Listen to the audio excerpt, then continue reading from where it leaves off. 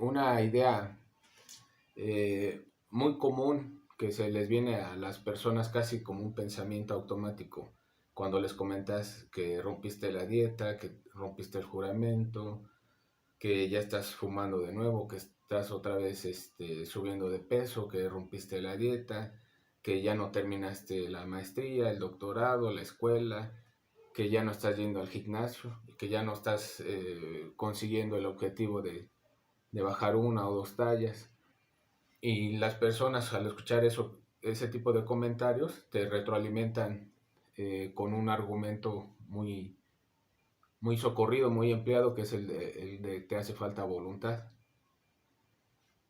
Y en cierta parte habría que cuestionarlo si realmente todo ese tipo de proyectos que emprenden las personas se truncan por falta de voluntad. Hoy día no sabemos con exactitud si exista de forma per se lo que es realmente la incontinencia o la acrasia, la pérdida o no totalmente la pérdida, sino la falta de control de la voluntad. Sócrates decía que si una persona no conocía el bien y no sabía lo que era bueno, iba a ir en contra de lo que le convenía, pero por ignorancia. Y Platón lo sostenía en sus diálogos que tenía en el Protágoras. Hace alusión a Platón y a Sócrates, a él mismo y a su maestro, diciendo no te cree ni a ti ni a mí, cuando él consideraba que estaba presentando argumentos válidos para sostener la hipótesis que las personas actuaban de manera incorrecta o con una falta de control, porque actuaban de una manera ignorante ante la evidencia de que habían cosas que les eran perjudiciales a su propia persona, y más sin en cambio las llevaban a la práctica, pero no porque de alguna forma ellos quisieran, sino porque desconocían el mal que les podía generar. Entonces esa acrasia, esa falta de control, esa incontinencia, ellos consideraban que la tenían, pero por falta de conocimiento, totalmente por ignorancia.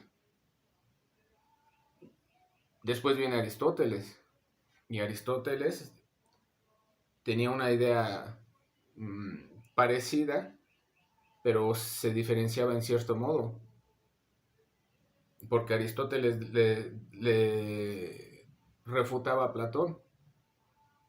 Es que las personas, aún teniendo un determinado conocimiento amplio de lo que les conviene, no actúan conforme a ello. Hay una contradicción entre el pensamiento, la información, el conocimiento y la acción concreta, la acción en sí misma. Entonces él consideraba que si una persona, por ejemplo, consume alcohol y ya sabe que va a terminar probablemente con cirrosis o diabetes alcohólica o hipertensión o alguna otra afección médica, no lo deja de hacer y aún así lo hace, igual que consume tabaco. Puede terminar con EPOC y a lo mejor él ya lo sabe, pero de todas formas no lo va a dejar de hacer. Pero ¿cuál era el argumento que sostenía o le agregaba a Aristóteles? Él decía, sí, van a tener una acción contraria a lo que ya saben, a lo que conocen, pero lo van a hacer porque están cegados por la pasión. Lo que hacía Aristóteles era en cierta forma hablar de un tipo de ceguera intelectual.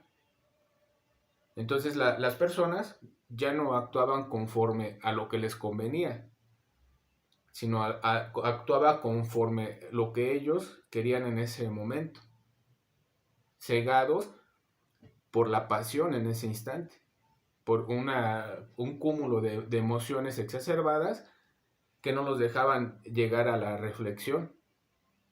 Esa era la diferencia entre Sócrates, Platón y Aristóteles. De hecho, Aristóteles decía que las pasiones o la pérdida en ese momento, la inhibición de la razón, era como estar en un sueño, o incluso lo llegaba a comparar con un borracho o con un estado de locura, cuando la persona totalmente no actuaba con una razón concordante, pero estaba inconcluso, no llegaba a nada. Eh, ¿Por qué no llegaba a nada? Porque la voluntad no simplemente se puede visualizar de esa forma. Dejó otros vacíos por ahí que no que permiten filtrar o adherir información a sus ideas que son también relevantes y que son para analizarse, para reflexionarse realmente. Si yo en mi caso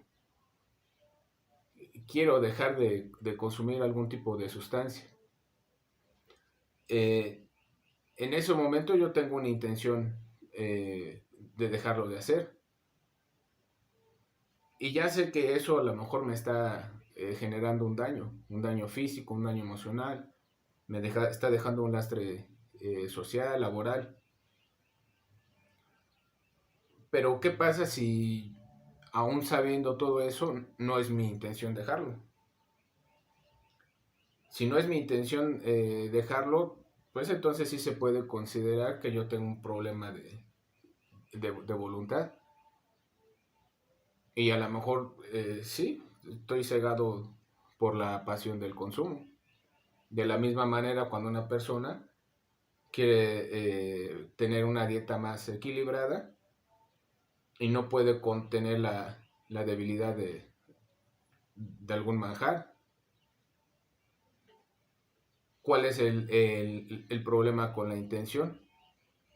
Que toda intención viene motivada por algo.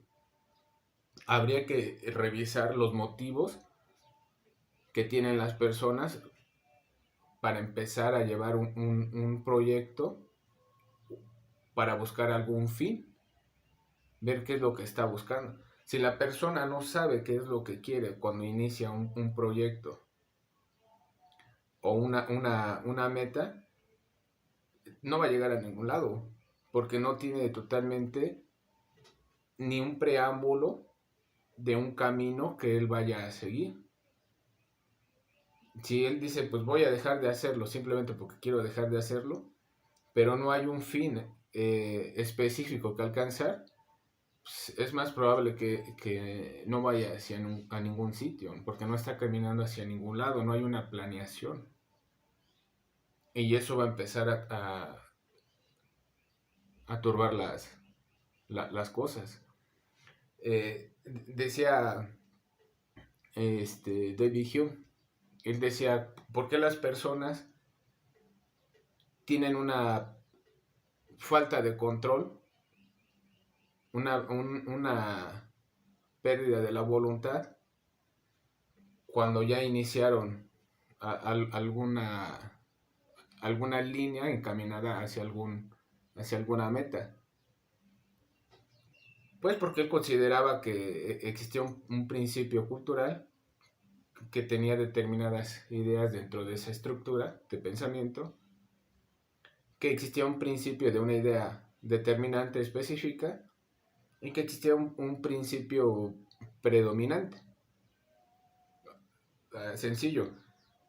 Eh, si una persona dice, hoy no voy a consumir alcohol, y empieza a meterse muchos argumentos, muchos contenidos de información que empiezan a estructurar, a amalgamar esa idea de no consumir. Pero ¿cuál es su objetivo? ¿O cuál es el fin en sí mismo que está buscando?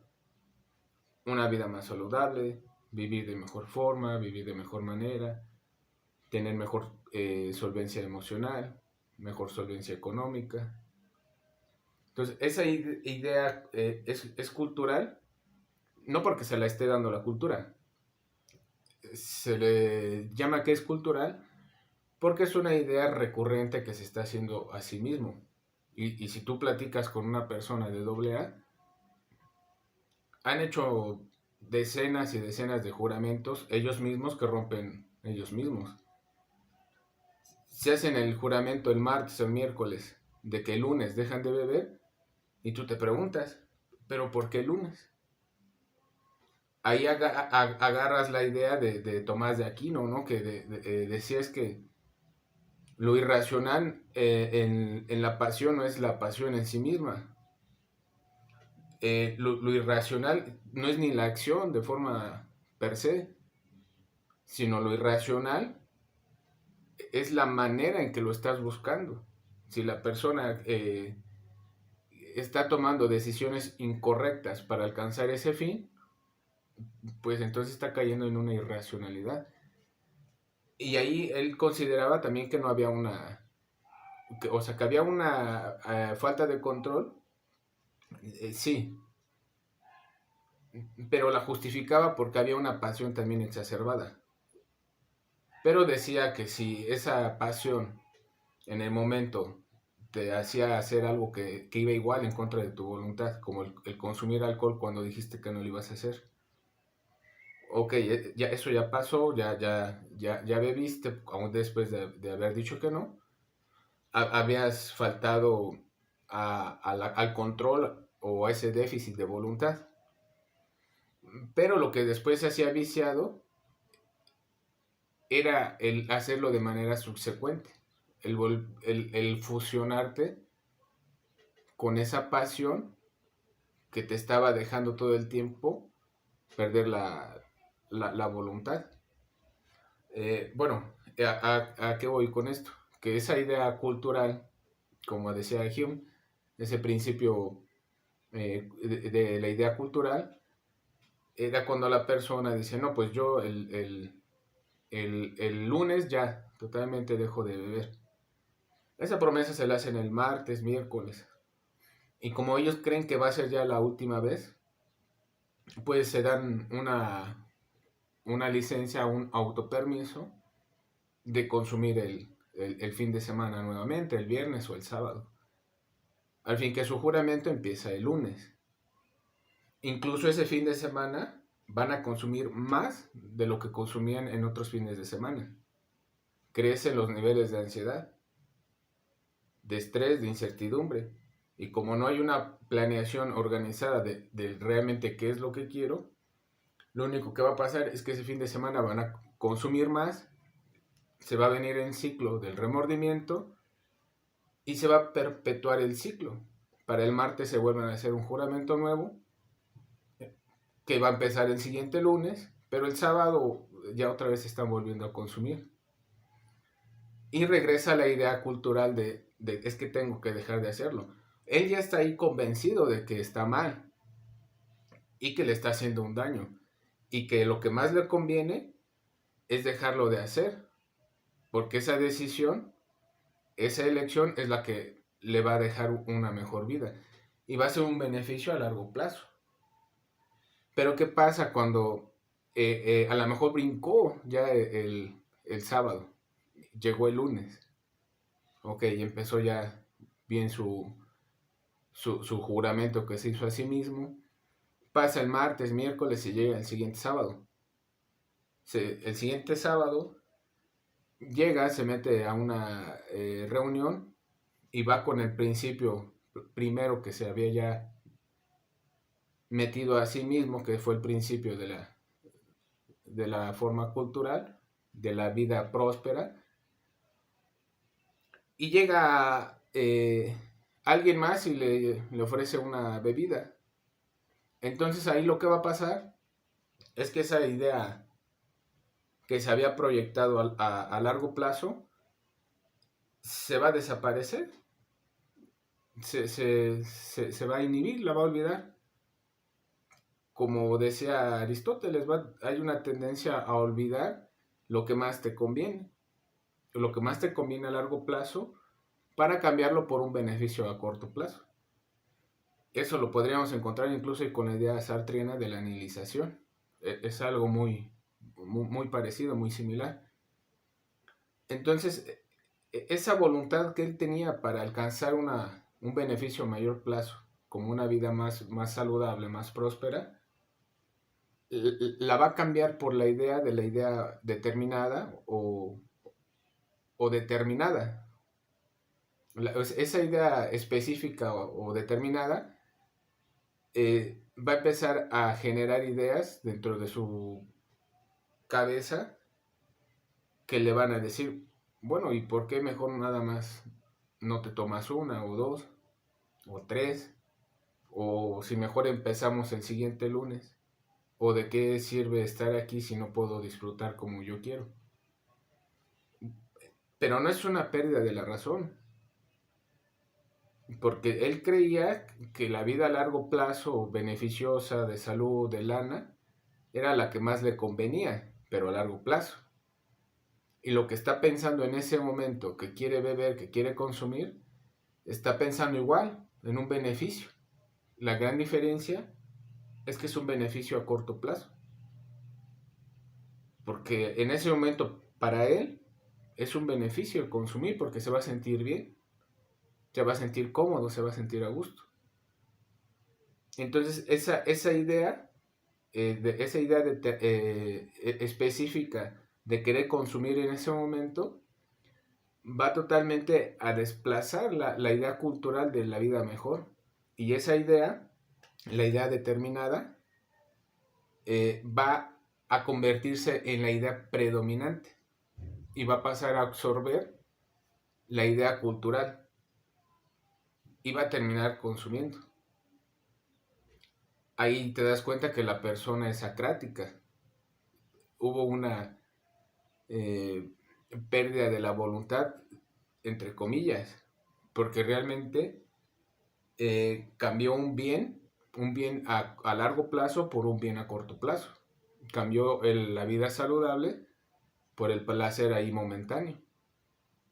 Pero las dos cosas se las interpretó como algo bien. O sea que esa acracia realmente te deja cuestiones para la observación.